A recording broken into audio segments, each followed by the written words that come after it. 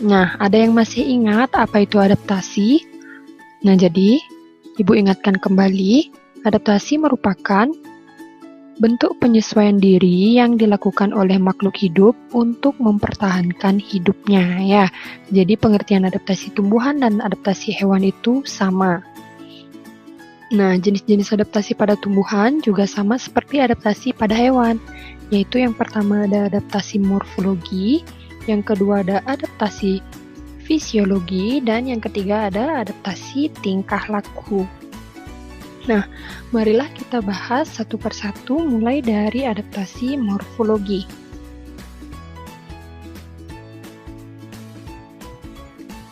Adapun pengertian dari adaptasi morfologi tumbuhan yaitu bentuk adaptasi yang ditandai dengan perbedaan pada bentuk daun, akar, dan batang pada tumbuhan.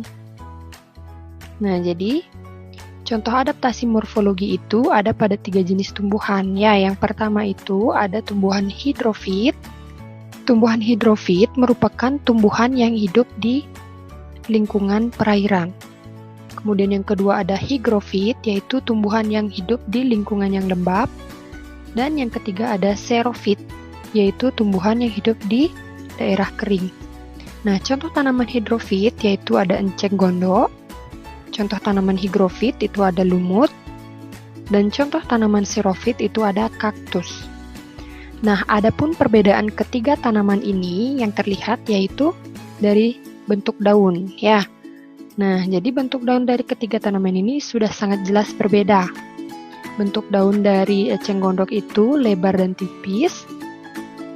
Bentuk daun dari lumut ini dia meruncing dan kecil-kecil. Dan bentuk daun dari kaktus itu tebal serta berduri. Nah, tentu saja bentuk akar dan batangnya juga berbeda. Ya, dari daun saja sudah berbeda, maka akar dan batangnya juga berbeda. Nah, jadi adaptasi morfologi dari ketiga tumbuhan ini tampak jelas, ya, yaitu perbedaan dari bentuk daun, batang, dan akarnya. Nah, kemudian kita masuk ke adaptasi yang kedua, yaitu ada adaptasi fisiologi.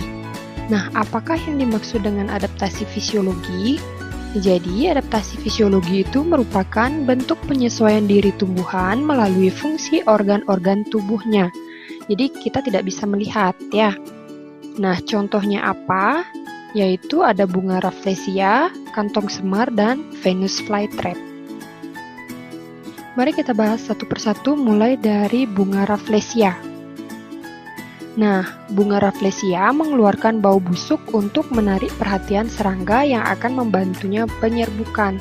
Jadi, bunga rafflesia ini tidak bisa melakukan penyerbukan sendiri, ya, jadi dibantu oleh serangga. Jadi, kalian masih ingat bentuk penyerbukan yang dibantu oleh serangga itu disebut dengan entomogami, ya. Bunga rafflesia berkembang biak melalui penyerbukan yang dibantu oleh serangga. Nah, untuk menarik serangga agar datang, maka bunga rafflesia ini mengeluarkan bau busuk seperti itu, ya. Nah, itulah contoh dari adaptasi fisiologi yang pertama. Kemudian, contoh adaptasi fisiologi yang kedua itu ada tumbuhan Venus flytrap. Nah, berikut ini merupakan gambar dari tumbuhan Venus flytrap, di mana bisa kalian perhatikan pada daun-daun dari Venus flytrap ini terdapat rambut-rambut. Ya, ini adalah rambut-rambut dari Venus flytrap. Nah, daun-daun Venus flytrap ini akan terbuka ketika ia menunggu serangga. Nah, ketika serangga sudah hinggap di daun Venus flytrap ini dan menyentuh rambut-rambut halus ini, maka daun dari Venus flytrap ini akan mengetuk dengan cepat. Nah, bisa kalian perhatikan pada video ini. Ketika kaki serangga telah menyentuh daun-daun dari Venus flytrap dengan cepat, daun Venus flytrap ini mengatuk. Selanjutnya, daun akan mencerna serangga dan menyerap nitrogennya. Nah, tumbuhan pemakan serangga seperti Venus flytrap ini disebut dengan tumbuhan insektivor. Yang ketiga yaitu ada kantong semar. Nah, berikut ini merupakan gambar dari kantong semar. Kalian bisa perhatikan ini merupakan tanaman dari kantong semar. Tumbuhan kantong semar biasanya tumbuh di tanah yang asam dan memiliki sedikit kandungan nitrogen, sehingga tidak cukup untuk memenuhi kebutuhan tumbuhan. Untuk memenuhi kebutuhan nitrogen, tumbuhan kantong semar bergantung pada serangga sebagai makanannya, karena tubuh serangga mengandung nitrogen. Nah, daun pada kantong semar ini memiliki sulur.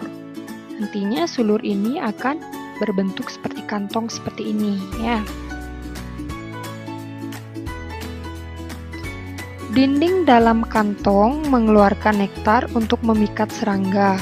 Nah, serangga yang terpikat oleh nektar tersebut akan hinggap pada dinding kantong yang licin dan jatuh ke dalam cairan di dalam daun. Nah, jadi yang dimaksud nektar itu adalah yang berada di dalam kantong semar ini. Kemudian serangga akan tertarik untuk mengambil nektar tersebut. Kemudian si serangga akan berjalan di pinggir kantong yang licin ini, kemudian akan terpeleset hingga ia jatuh ke dalam kantong semar ini. Nah, kalian bisa perhatikan cairan yang ada di dalam kantong semar ini akan melarutkan serangga yang jatuh ke dalamnya. Nah, selanjutnya daun akan menyerap nitrogen dari serangga tersebut untuk memenuhi kebutuhan tumbuhan kantong semar. Nah, kantong semar juga disebut dengan tumbuhan insektivor karena tumbuhan ini juga memakan serangga, seperti itu. Nah, itulah 3 contoh adaptasi fisiologi dari tumbuhan. Kemudian kita masuk ke adaptasi yang ketiga, yaitu adaptasi tingkah laku. Nah, yang dimaksud dengan adaptasi tingkah laku yaitu bentuk penyesuaian diri dengan menunjukkan perilaku tertentu akibat mendapat rangsangan untuk melindungi diri dari musuh, baik itu rangsangan berupa rangsangan biotik maupun rangsangan abiotik. Nah, contohnya yang pertama itu pada bunga matahari. Bunga matahari beradaptasi dengan cara menyesuaikan diri terhadap sinar matahari dengan mengikuti arah gerak matahari. Nah, bunga matahari ini biasanya mengikuti arah gerak matahari ketika cuaca terik atau tidak hujan ataupun mendung. Nah, saat itu matahari biasanya akan bersinar dan bergerak dari arah timur ke arah barat, seperti halnya bunga matahari. Nah, jadi bunga matahari akan mengarah ke arah timur ketika matahari terbit dan akan mengarah ke arah barat ketika matahari terbenam. Jadi dia bergerak, ya, mengikuti arah gerak matahari. Kemudian contoh yang kedua, adaptasi tingkah laku pada tumbuhan, yaitu tumbuhan putri malu.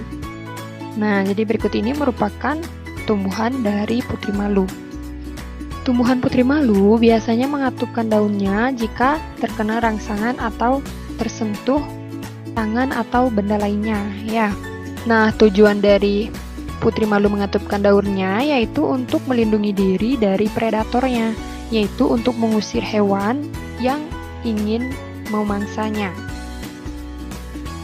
Ketika hewan menyentuh daun, maka daun akan mengatup sehingga terlihat lebih kecil dan layu. Akibatnya, hewan tersebut tidak jadi memakannya. Selain itu, daun putri malu juga dapat mengatup ketika cuaca sangat panas dan ketika hujan turun, sehingga daun terhindar dari kerusakan. Nah, itulah cara-cara yang dapat dilakukan oleh tumbuhan untuk mendapatkan makanan maupun mempertahankan diri dari musuhnya.